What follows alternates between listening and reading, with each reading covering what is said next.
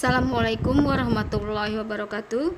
Jumpa dengan saya Neneng Rohayati dalam mata pelajaran kimia yang kali ini akan membahas tentang logam golongan 2A yang disebut dengan logam alkali tanah.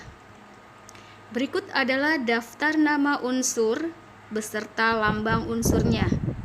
Ada berilium Be, magnesium Mg, Ca kalsium, Sr strontium, Ba barium, dan Ra radium. Berikut adalah konfigurasi elektron golongan 2A, di mana dalam golongan 2A ini untuk subkulit terakhir kesemuanya adalah subkulit pada S2, menunjukkan bahwa unsur tersebut berada di golongan 2A. Berikut adalah sifat logam alkali tanah, yaitu unsur-unsur yang berada di golongan 2A. Kita perhatikan dulu sifat umumnya. Yang pertama, mudah melepaskan elektron, artinya bersifat oksidasi. Yang kedua, reduktor kuat, tetapi sifat reduktornya lebih kecil dari logam alkali. Yang ketiga, reaktif, artinya mudah bereaksi dengan unsur lain. Yang keempat, bermuatan positif, valensinya 2, yang artinya mudah melepas 2 elektronnya. Di alam tidak dalam keadaan bebas, artinya ditemukan dalam bentuk mineral. Yang keenam, energi ionisasinya kecil. Yang ketujuh, senyawanya bersifat ionik dan mudah larut di dalam air membentuk senyawa basa. Berikut adalah kecenderungan sifat yang semakin besar dari radium ke berilium, yaitu keelektronegatifan, energi ionisasi, dan titik leleh.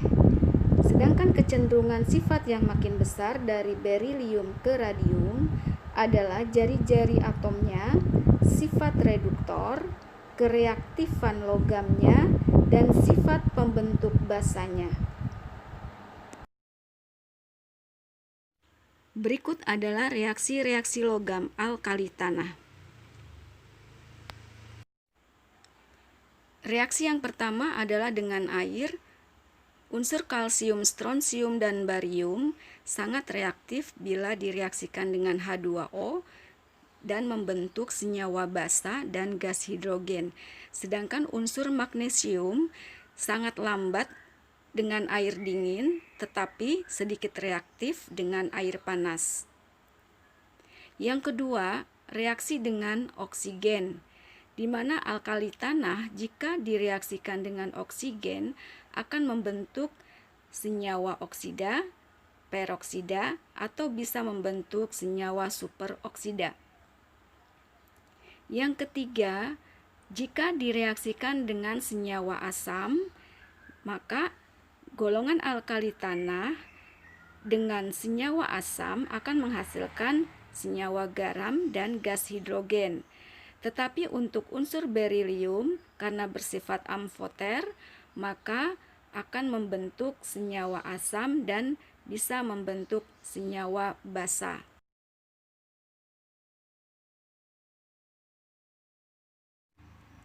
Reaksi logam alkali tanah dengan asam bisa direaksikan dengan asam halida atau asam yang mengandung sisa oksi atau anionnya poliatom.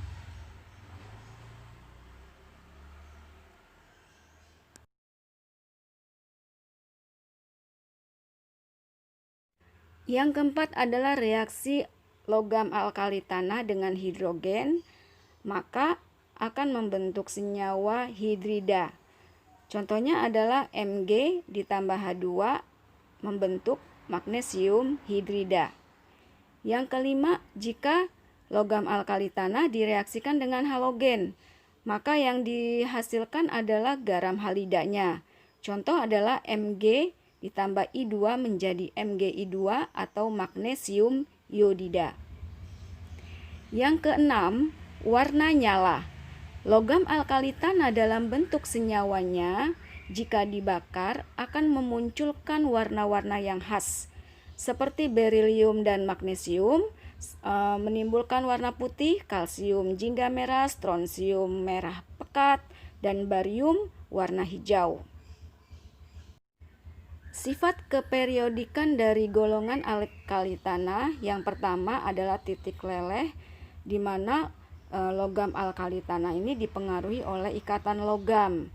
Dari berilium ke radium, ikatan logamnya itu melemah, maka titik lelehnya makin rendah. Berikut adalah sifat kereaktifan dari logam alkali tanah. Unsur-unsur golongan 2A ini sangat mudah melepaskan elektronnya, maka kereaktifan dari berilium ke radium, kereaktifannya bertambah. Berikut adalah kegunaan alkali tanah. Contohnya adalah unsur magnesium dalam senyawanya, seperti magnesium sulfat hidrat. Itu bisa digunakan untuk pencahar atau kita sebut dengan garam Inggris.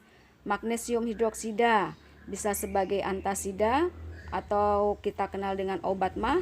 Kalsium sulfat hidrat sebagai pembalut untuk yang patah tulang. Kalsium karbonat sebagai pengikat pengotor pada proses pengolahan besi. Berikut adalah penjelasan tentang air sadah. Air sadah adalah air yang mengandung ion Mg2+ dan Ca2+, di mana air sadah itu dibedakan menjadi dua, yaitu air sadah sementara dan air sadah tetap. Air sadah sementara mengandung ion bikarbonat, contohnya adalah kalsium bikarbonat dan magnesium bikarbonat. Air sadah sementara ini bisa dihilangkan dengan cara pemanasan. Sedangkan air sadah tetap, air yang mengandung kalsium sulfat, magnesium sulfat, kalsium klorida atau magnesium klorida. Air sadah tetap ini bisa dihilangkan dengan menambahkan senyawa natrium karbonat.